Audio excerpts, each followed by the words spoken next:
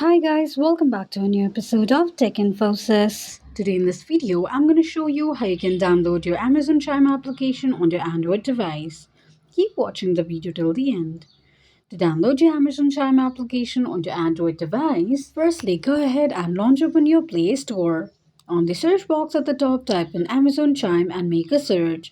You're going to see the search results displayed on the screen. Now to download the application, click on Install button right next to the application to begin the downloading process. While downloading the application, make sure that you are connected to a strong internet.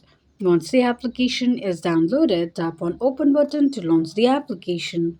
Open the application, and that is how you'll be able to download your Amazon Chime application on your Android device quickly and easily, just in few steps. If you have any thoughts or queries, let us know in the comments section.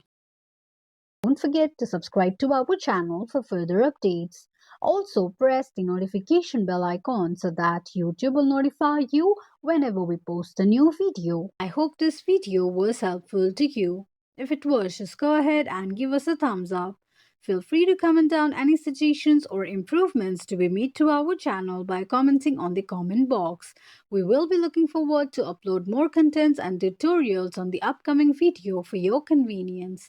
Thank you so much for watching.